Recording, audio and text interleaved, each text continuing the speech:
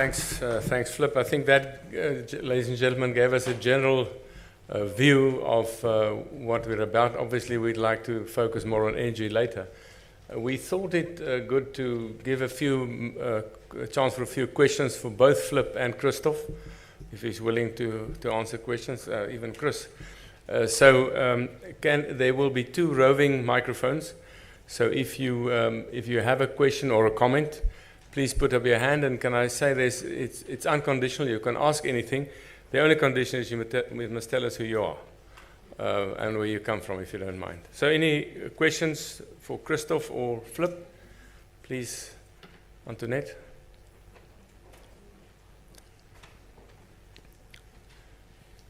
Thank you. Antoinette Slabbert from Rapport newspaper. I would like to ask Christoph whether there are any technologies in terms of energy that the Stichting will not support.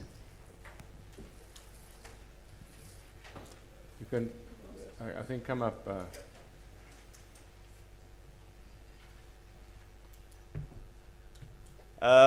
Well, I can say there are no technologies we're not supporting, but of course we are very clear that we must be on a trajectory towards the climate goals. So this means that on the long term, coal, gas, fossil fuels must be put out of order. So there's no way around that. We have a clear trajectory for that in Germany. And this is also the position of the Konrad Adenauer Foundation of the Christian Democratic Union. When it comes to nuclear energy, this is of course a very sensitive topic in Germany right now. As I mentioned during my speech, it was planned that this shall be terminated by 2022. We just agreed in Germany that we will continue to use nuclear energy till next year because of the energy situation we're facing in Germany right now. And from our point of view, if this is necessary, it would be a good option to use nuclear energy even a bit longer, especially with the new technologies that are available in this area. That's what I can say. Thank you, Christoph. Any other questions or comments? Nothing? That's good. Flip, you were very clear. No questions there. I've seen in the meantime, we've been joined by a number of prominent people. Jan Oberholzer is just coming in there. He'll speak later. Mayor Geordin Lewis is sitting here in the front. Andre Pinar, all the way from America, and then Dr. Corné Mulder. So we have national government here. We're very happy with that, Corné. Ladies and gentlemen, let's then not lose any time. What you've heard up to now was what my mother would call Horst de Oevers. Though, you know, in Potchefstroom, French wasn't the big language.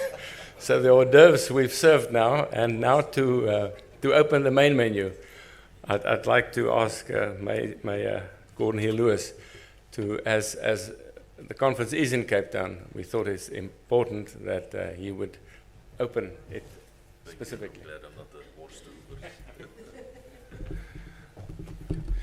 Thank you very much. Goeiemorgen, Molweni. Assalamu alaikum. Thank you very much to Mr. Opperman and Dr. Ilo for the kind invitation. It's really a pleasure to join you, and nice to see some colleagues and familiar faces, some mayors from around the province here this morning. Other than just welcoming you, that would just be another Horst de Oever. I want to tell you a little bit more about what we are trying to do in Cape Town with regards to energy, and how, particularly to end the scourge of blackouts in our city. Now, let's just start with why that's important. It should be fairly obvious to us all, but just to reiterate that load shedding and rolling blackouts are the number one handbrake on the South African economy. There is no way that we will ever escape the levels of poverty and unemployment that we have right now unless we end load shedding in South Africa. It is literally impossible to run a manufacturing business in our country with any kind of success or growth under conditions of load shedding. For services businesses and businesses that are less energy intensive, it may be possible to get by, sometimes with investing in your own solar power or storage, whatever the case may be.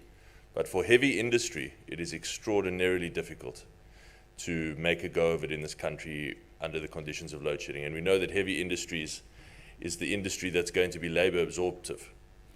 So in Cape Town, we are really passionate. Everything that we do, the golden thread that runs through everything that we do is about getting people out of poverty over time and into work opportunities. Because we understand that nothing in our society, nothing that we want for South Africa's future is sustainable or achievable so long as these levels of poverty and unemployment persist. So we have to do something about that. And our strong conviction is that we should not wait for national government or Eskom to fix it. Although I do think that they are on a positive trajectory, I still think it will take a very long time, and they still have to overcome incredible policy disagreement and confusion at a national level before the problem of rolling blackouts can be fixed. I also get personally frustrated by South Africa's tendency to begin to accept failure.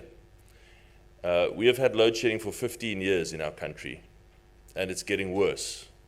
This year has already, in September, in fact, 2 months ago, surpassed the worst year of load shedding ever.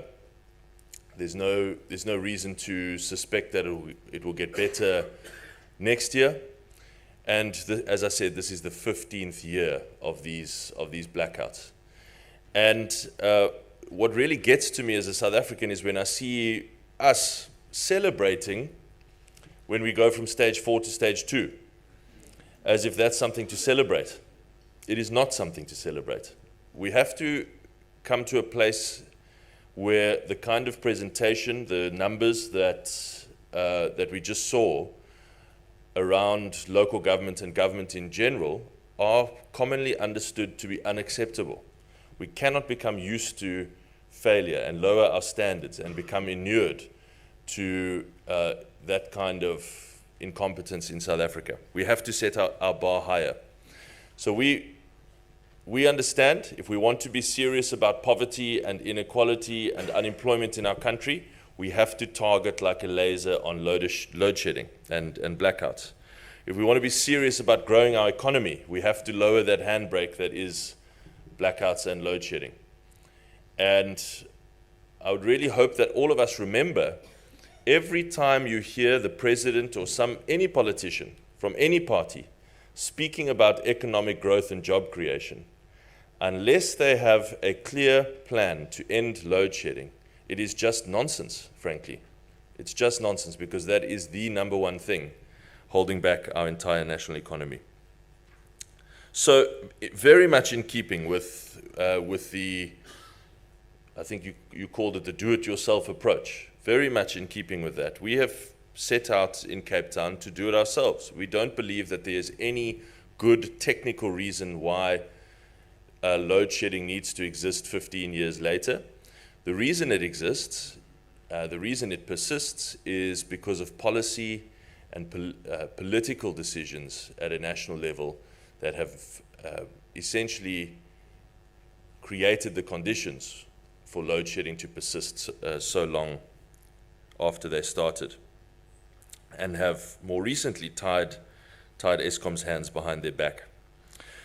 So in Cape Town, we do have something of a head start, and we're very privileged to have that because we have the Steenbras hydroelectric scheme. Now, many people, commentators and so on in South Africa have said, yes, but you can't really claim credit for the Steenbras hydro scheme because it was built in, I think, 1980. And so, you know, it's not kind of your initiative. But the fact is, South Africa's installed energy capacity is more than enough to cope with our demand and more. The problem is that a great portion of that installed energy capacity doesn't work, or doesn't work at any one time, such that we have to have load shedding. Now, the difference here is that this is a facility that is kept in immaculate condition.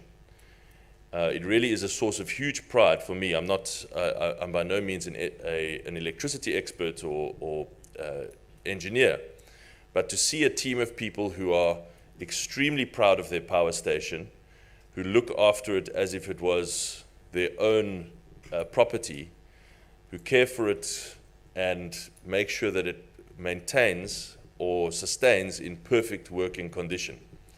And so, even though it is not a new facility, it is working, humming like a well-oiled machine, and it is there saving us from at least one stage of load shedding always, and on many occasions from 2 stages of load shedding. But this year we've set out as a government in Cape Town to say, how do we move from that guaranteed 1 stage of protection at all times to a guaranteed 2 stages of protection at all times, to 3 stages and 4 stages, and eventually say goodbye to load shedding and blackouts altogether. And we have set a clear 50-month timeline for how to do that. Our what we call our priority program to end load shedding is publicly available. There's no secret. We really have nothing to hide. That's our ambition. That's our timeline. It is budgeted for. We've built a team to support that ambition, and we are setting about achieving it as quickly as we can. Unfortunately, there is, as I'm sure Mr. Oberholzer will tell us, there is no end load shedding switch. It does take time. It does mean investing in a whole lot of new projects and seeing those projects constructed and connected. So we have set a 40 to 50-month timeline for doing so in Cape Town. And we've also supplemented that with a number of policy changes and policy shifts in the city that we hope will make a big difference over time as well.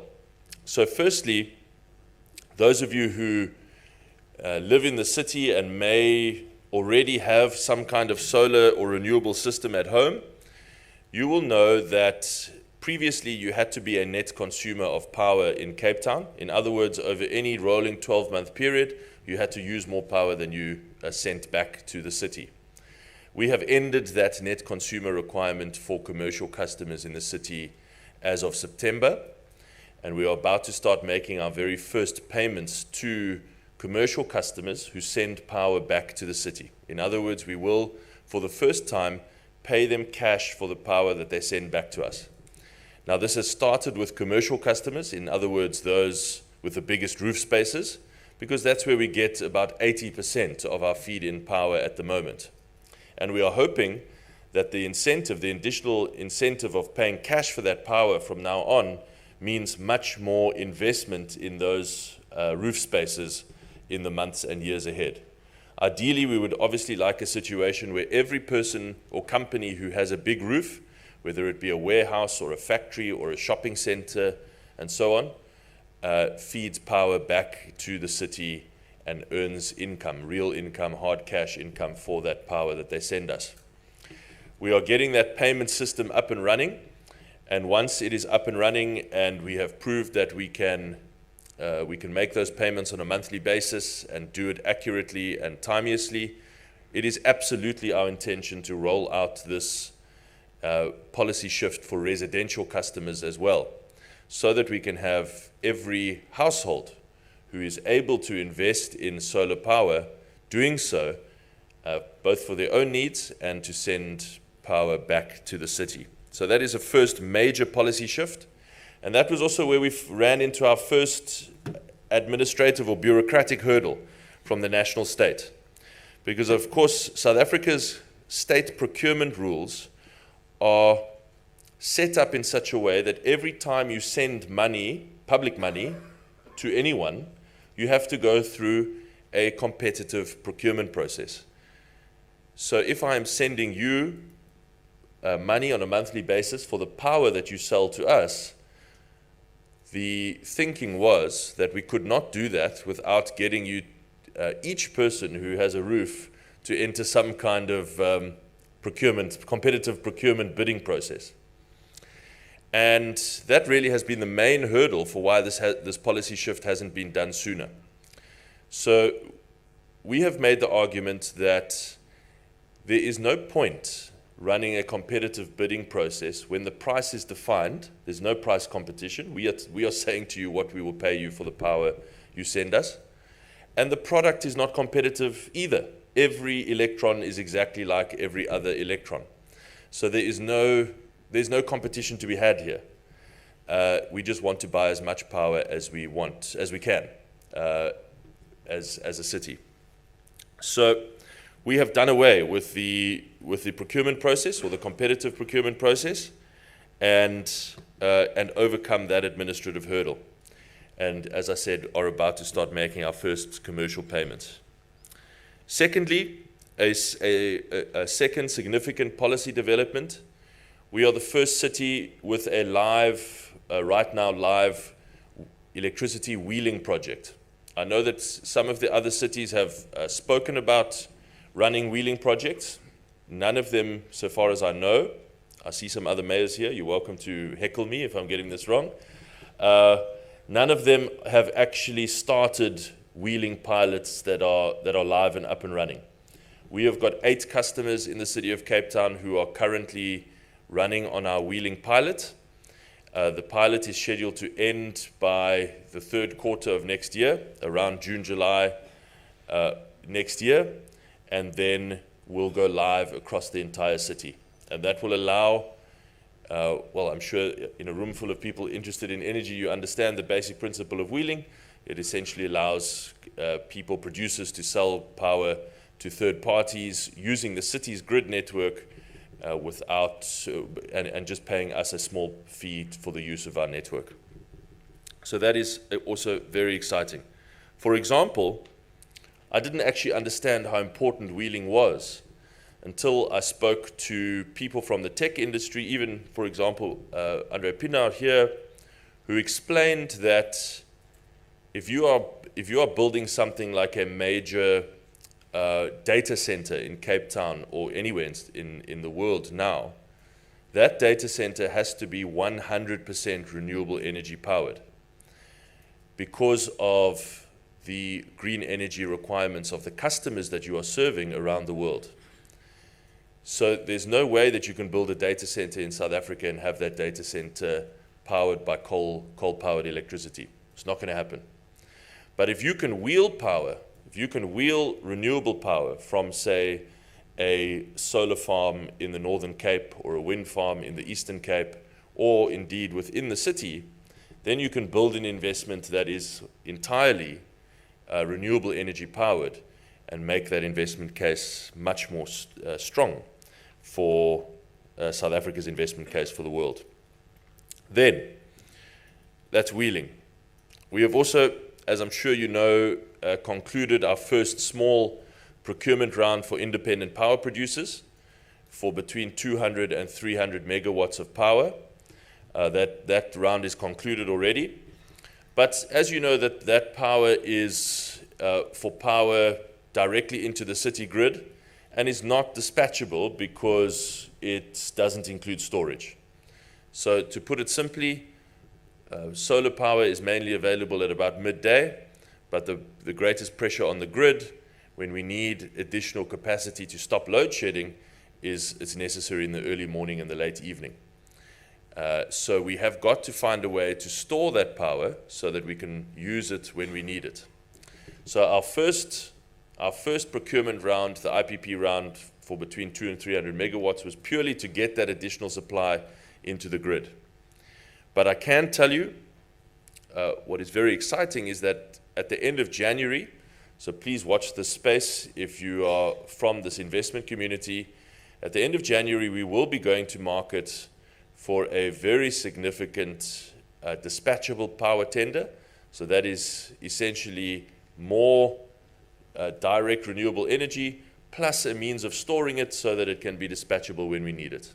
Our tender will be what we call technology agnostic.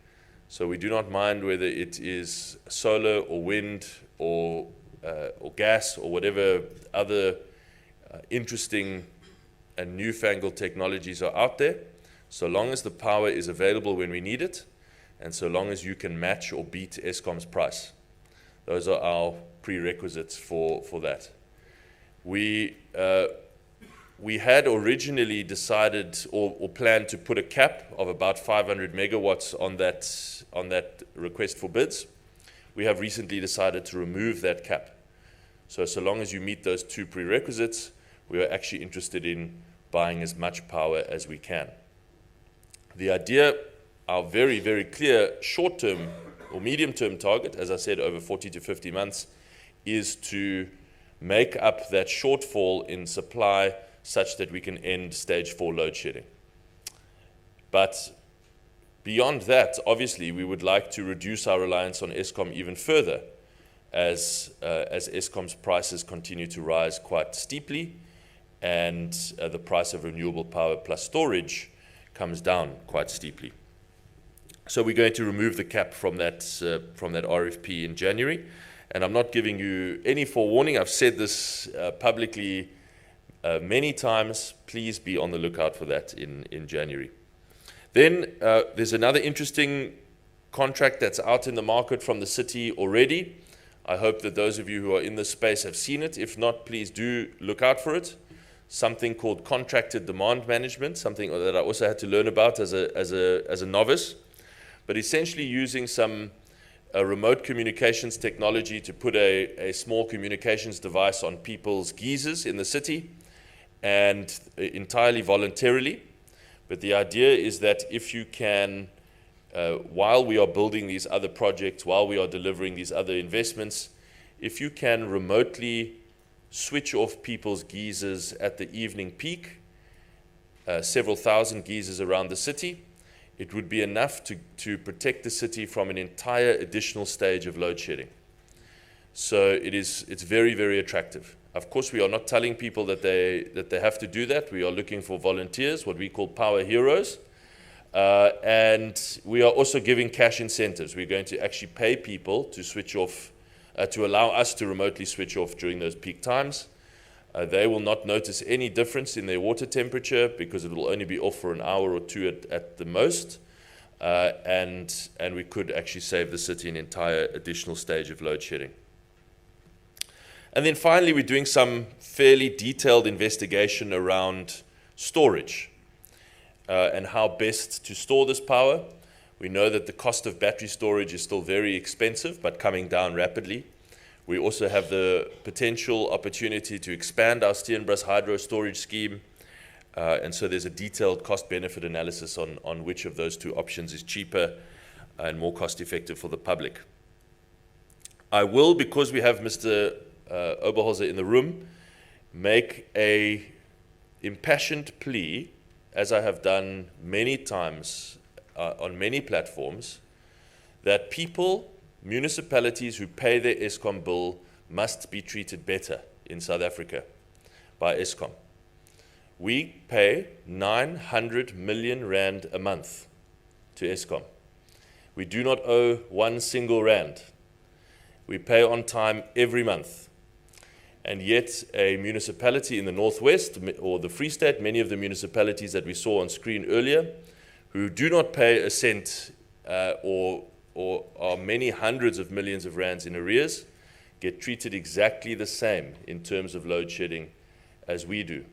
I think one of the most powerful incentives that you could have for your customers to pay better is to treat those customers who pay, to treat them better in terms of the load shedding schedule. So we've made a case publicly for a differentiated load shedding schedule for those municipalities who actually pay, and we'll carry on making that case until we get some breakthrough. I would also just say there was one other big obstacle placed in our way by the national state, and that was this prospect of so-called Section 34 determination, which is, I'm sure that many people are familiar, but for those who aren't, it's essentially boiled down to its essence, the idea that we have to get permission from the Minister of Energy in order to buy our own power. There's no theoretical or principled reason why you need that permission. It's just purely to protect the Eskom monopoly, and we don't think that it makes any sense rationally, and neither is it defensible in law. And so we are proceeding in all of the things that I've described above without Section 34 determination. We are not applying for Section 34 determination, and we've made that explicitly clear to the Department of Energy. We have had some confusing feedback. If you cast your mind back to the terrible June stage 6 crisis, where we had 3 weeks, I think it was, of stage 6, in many ways quite a useful crisis, because the president went on TV and said for the first time municipalities will be allowed to buy their own power regardless of Section 34.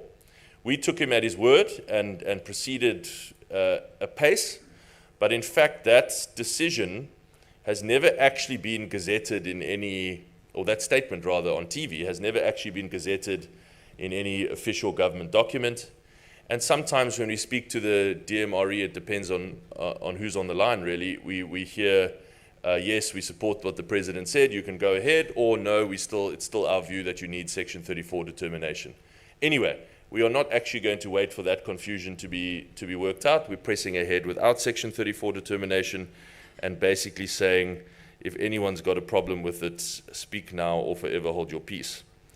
And so that is, in a nutshell, our plan in Cape Town to end load shedding over time and to grow our economy significantly faster so that we can get people out of poverty. That is our ultimate goal. That is the golden thread that runs through everything we do in Cape Town, because we know our society is not sustainable without it. I will just build one additional point onto the presentation that we got from Mr. Bass. And that is to say, I really wish I could put up a slide from Engineering News just a few weeks ago, or from Professor Kevin Wall, who's a municipal infrastructure expert at the University of Cape Town, about the spending on municipal infrastructure around the country. If you want to understand what is actually causing the collapse that Dr. Bass described in his slides, it is that one slide. It is the absolute failure to spend money on infrastructure investment, and rather the preference for consumption spending. It's really the tale of South Africa's financial woes, the preference for consumption spending over investment spending.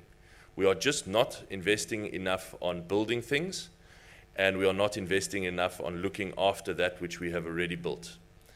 And in Cape Town, we are trying to put that right by building a capital investment pipeline that really makes a difference on the ground, that keeps up with the enormous pressure our city faces in terms of growth.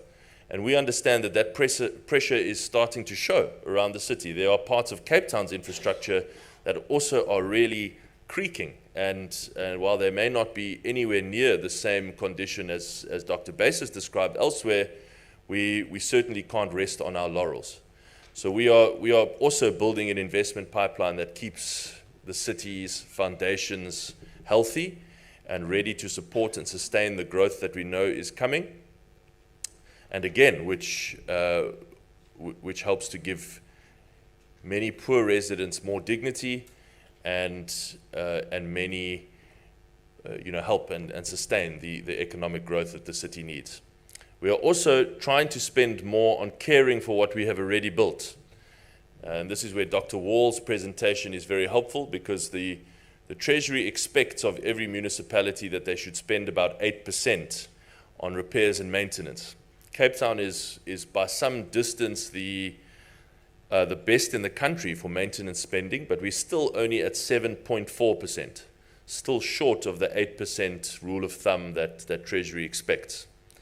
To give you an idea, some of the other metros, a place like Johannesburg, for example, spending about 2% on repair and maintenance, and the consequences are clear.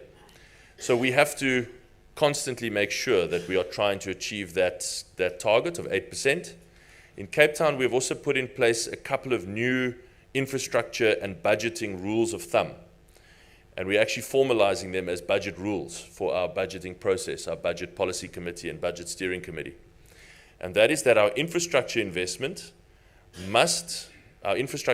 budget must grow by at least inflation plus Cape Town population growth every year. Just think about what that means. If inflation is 5% and population growth in Cape Town is about 3%, a bit faster than the rest of the country, then infrastructure investment budgets must grow by at least, at a minimum, 8% each year. Then that is just to keep up with inflation plus population growth. If you aren't keeping up with that curve, you are actually slowly but surely falling behind.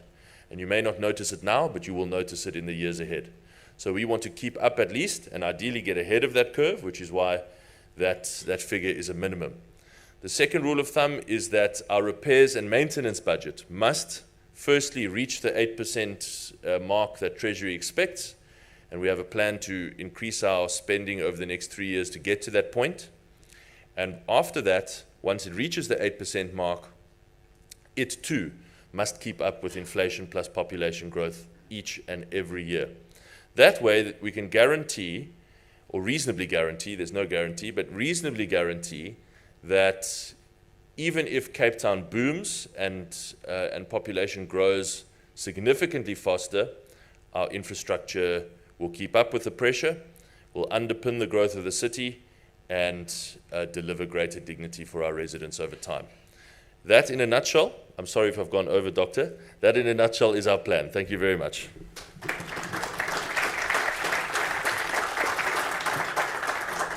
Thank you. You want me to answer questions? Yes, sure. If there's any questions? I thought if I gave the mayor a glass of water, he will stay on the podium. Questions? I'm sure there are quite many. Can I just say one other thing? I've often, we've got words in language that are considered swear words, like the F word. I often wonder why in the developing world the M word has become a swear word. Maintenance. And that's why I like to hear what you say about Steenbras and about Cape Town. Please, sir, your name and institution. Good morning, everyone. I'm Henri, the Executive Mayor of the Garden Route District Municipality. I just want to compliment what my colleague has said in terms of what Cape Town has done for this province. We all take our cue from Cape Town, but what I want us to take note of is that Cape Town might run the risk of becoming a victim of its own success. People will start flooding into Cape Town because our municipalities will be dark. Now, the challenge I'm putting to everybody out here is that the buzzword should be the exemptions that National Treasury need to give to local municipalities. And Geordin is correct. The President touched on all the right buttons, but the relevant departments do not amend the laws accordingly.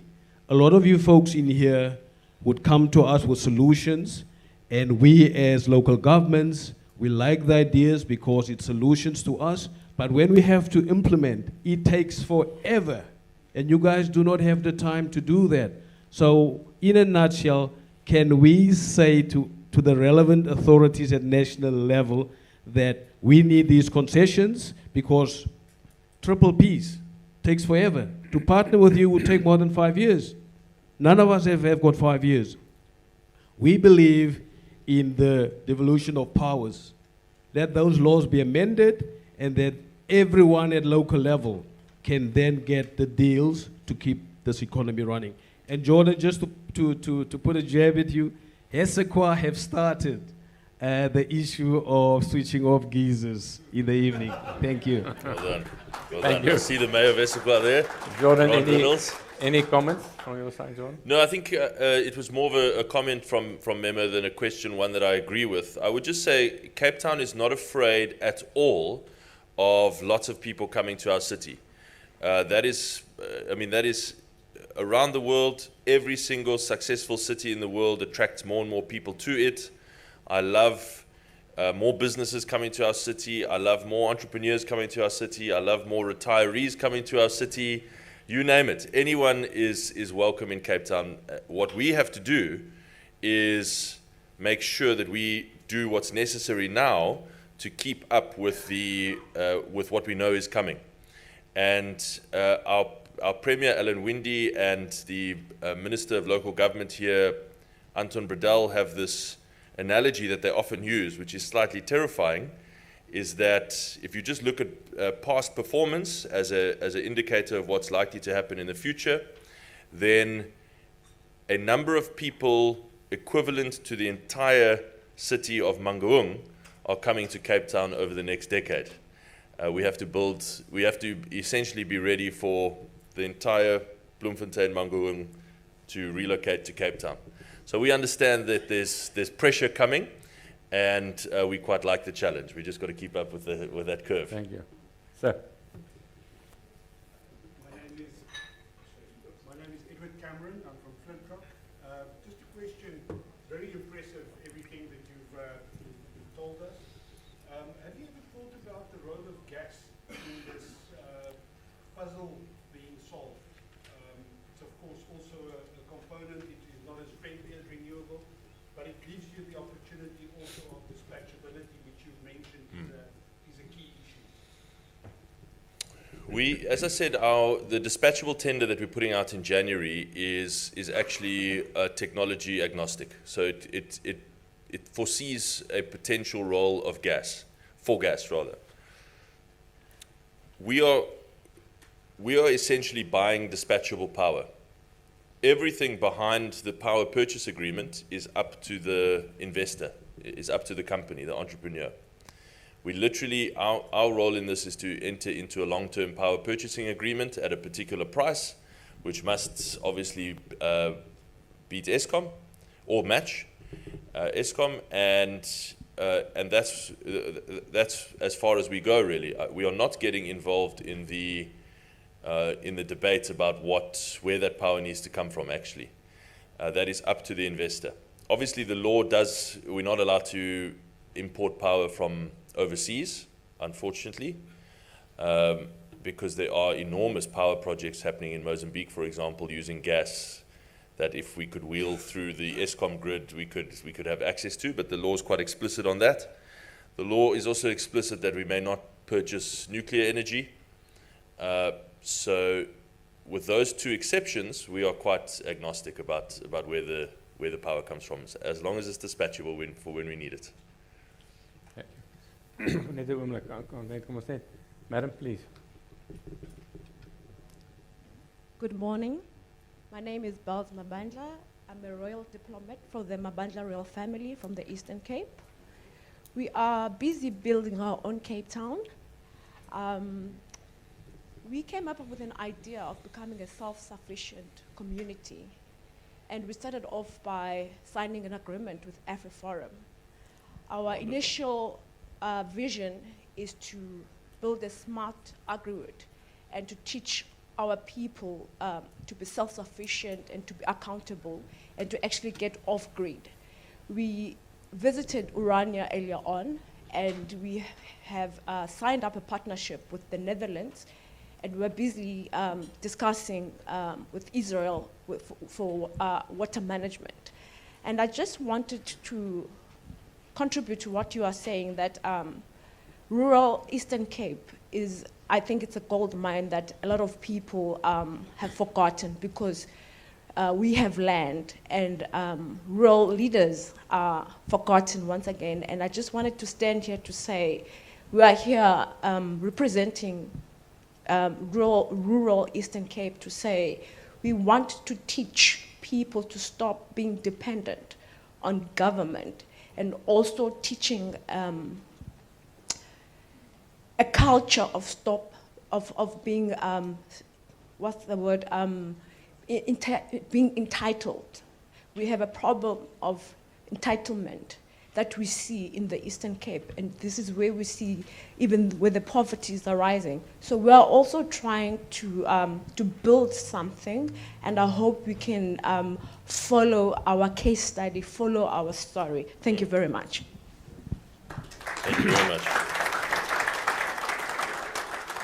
I will follow that closely, and I'm not aware of it up until now, so thank you very much for telling me about it. But I will say that I also, when I was planning to run for the office of mayor, read this, I think it's called the Ankerdorpe document. Is that right, Mr. Base? Ankerdorpe, yeah, it's an amazing document, which I really recommend to everyone. I'm sure it's on the Afriforum website. And the idea is to create these places around the country which buck the trend, which are these anchor towns that work because they have people who are prepared to roll up their sleeves and do things for themselves and not rely on the state to fix these problems because they won't. And so, that was also an inspiration to me. I will also say, though, I don't know how you're dealing with the question of land title in the area where you are working. I'm not sure exactly where that is. But the primary reason, if I may just offer an opinion briefly, the primary reason that the rural Eastern Cape has not become the absolute gold mine that it should be for South Africa, actually more than a gold mine, because the land there is far more fertile and productive potentially than anywhere else in the country and among the best in the continent, is because people do not have security of tenure. They do not have the ability to, they don't have legally enforceable property rights. And legally enforceable property rights are the simple foundational ingredient upon which all economic growth and prosperity are built. So you can have all of the power and water and energy and so on, but unless you have a way of addressing legally enforceable property rights, I think that you're still going to underperform potential. So I don't know, I need to read more about your case. Maybe that is exactly what you are doing. But if I may be so bold as to offer an unsolicited opinion, that is absolutely essential for success. Thank you. Antoinette? Ned Slowert from Rapport. What you're saying about dispensing with the procurement process or competitive procurement process for embedded in generation obviously makes sense. I was just wondering whether you've got the buy-in of National Treasury and the Auditor General in that, or is that a fight that's still coming? So far as we can tell, so far, we do have their buy-in, Antoinette, because I think it's a perfectly sensible argument, and it's clear that our procurement regulations and legislation were written long before embedded generation existed. So they don't cater for that kind of procurement environment. There's no way to do that. So I think that they are supportive. But the trouble is, and I know that there are others in the room who experience this frustration so much themselves, is that it's so tough to get an absolutely clear and explicit commitment on anything from the national state. And even when you have a clear and explicit commitment, you're not quite sure whether it's worth anything. So, for example, just to change the topic from energy for a second, we are in this extraordinary position where we have a cabinet minute from the national cabinet, doesn't get more senior than that, saying that the management of passenger rail must be devolved to Cape Town. We have a government policy white paper which says that passenger rail must be devolved to Cape Town. Both of those documents are now more than 7 months old, and yet we have got absolutely no positive forward movement on making those two things happen, despite our constant pleas to start working on it. We should not wait until the rail system collapses even further before we start working on this. We need to start working immediately. And so one wonders, what is the point of having a cabinet minute that you release publicly that says this must happen? So I think we have buy-in from the National Treasury, but I emphasize the word think.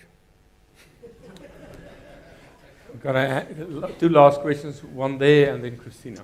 Good morning, Maya, and to all the Mayas also that's present here. My question to you is, sorry, Kobus Vermeulen, Senec. We work on a green hydrogen project in the Northern Cape, specifically at Siatemba and Sianuma municipalities. My question to you, Maya, is in terms of the REAP, what we found is there's billions of investment in typically these rural municipalities. However, property rates are collected at the rate of agricultural rates. What are your thoughts on that? Sorry, so for a solar farm, you're paying agricultural rates? Yeah, solar and wind, correct. And you saying that you'd like to pay commercial rates? That's correct. So you want to pay higher rates? Okay, well, I'm on board higher rates. We've just witnessed something no one will ever see again. This gentleman wants to pay higher taxes. No, so we don't have that problem inside Cape Town because there's very few places except for maybe Constantia and Durbanville, Wine Valley that pay agricultural rates inside the city. You wanted to ask a follow-up? Yeah, I think just to explain, and everybody was laughing, but that is exactly what's happening in South Africa under the REAP and the just transition of energy, that huge investments are being made in the rural areas, but no property rates are actually paid in that local communities. And that is hence my question and my view that I'm asking from you as a mayor. And then also, I think, a question to the mayors of the different rural areas to collect fair taxes on these investments. I think this is part of the discussion that we need in terms of that. Okay, so Thank you. I presume that in order to get permission to, maybe one of the colleagues from the rural areas must comment here because I don't know how it works on farming land. But I'm presuming that in order to build a solar farm on a farm, you need to rezone. You have to get planning permission from the local council. Is that right, guys? Okay, I'm just looking at the mayors here. And therefore, if that property is rezoned, then it will be reclassified on the rate system. If that is not happening, then I presume it's because they're going ahead and constructing without the rezoning permission. But is there anyone from one of the rural municipalities that wants to comment on that? Okay, they're nodding. So I think I got that right. All right. Very happy. Thank you. Christina.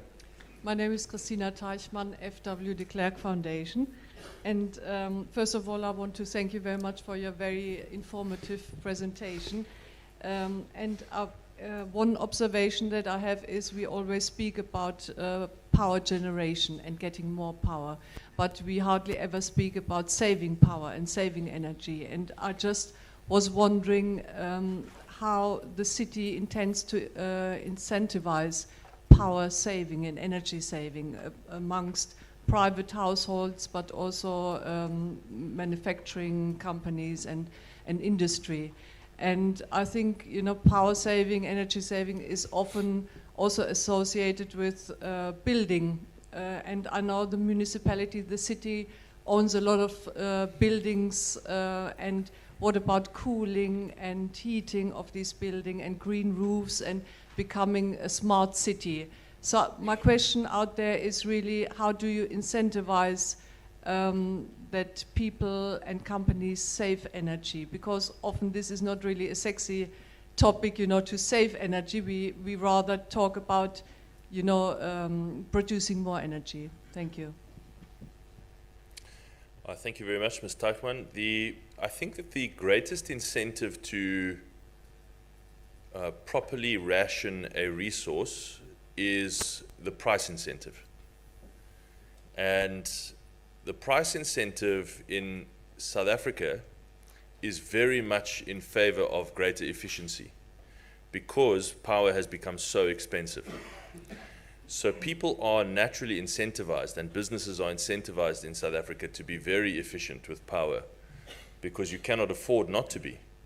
It's very, very expensive to power your home and to power your business.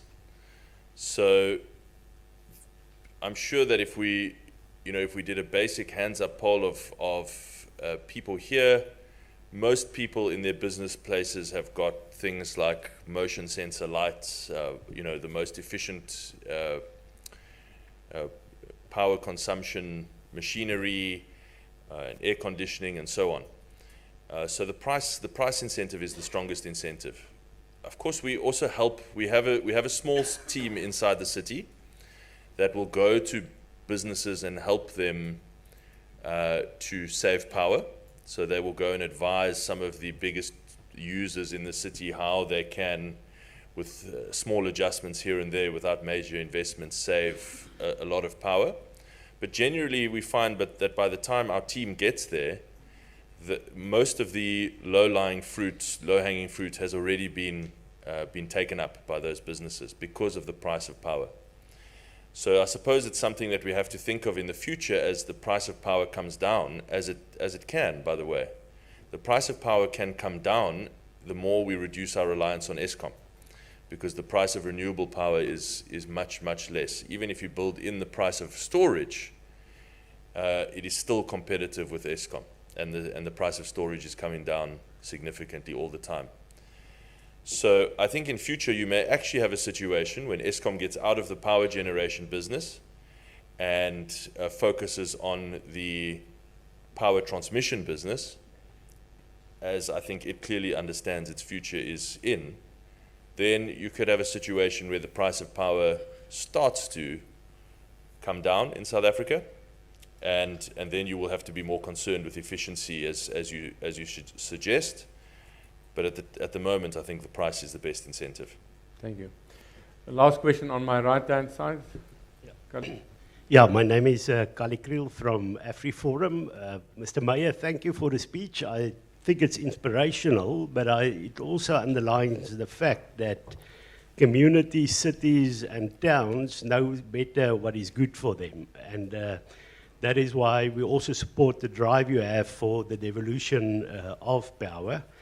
And then I'm not going to speak about energy, but it's because you went off the topic with regard to Princess Belakazi. What we've seen, the princess is actually one of the best ambassadors I've seen.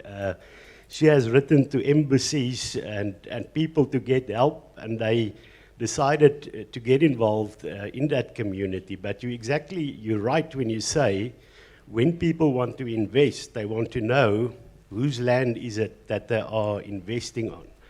And in terms of tradition, in terms of the cultural communities and what happened over history, it's only the Ngonyama Trust that is owned by the Zulu community and the king. The land, for instance, from the Amabele community, as well as the Barlong Buseleka in Tabanshu, actually all the traditional communities' lands they're owned by government. And you had, for instance, in Tabanshu, where Ismagashule gave land away that is part of that traditional community. So we're going into court cases to get the land owned by the community.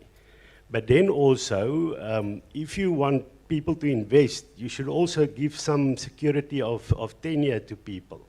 And that is why we now built a land management system, where you can take the land and demarcate it and allocate the land for certain usage.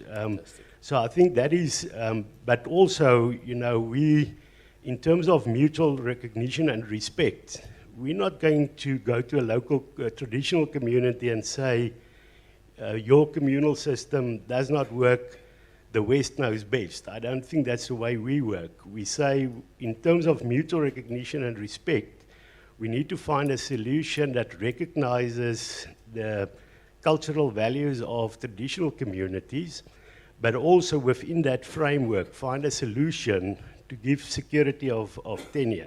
And I think we're moving that way, and the princess has invited me again in December when we're going to start agricultural, they've already started, bokke, what is it? Goats, yeah. So there's going to be goats, and we're working on the land. And if there's anybody that wants to get involved with the Amabele community in terms of electricity, we can actually build a blueprint of how a traditional community can prosper and build a self-sufficient economy. Thank you, Kali.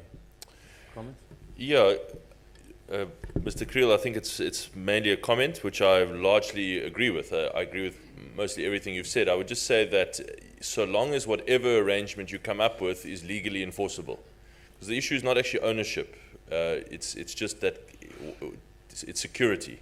Can whatever arrangement we have be enforced by a court of law?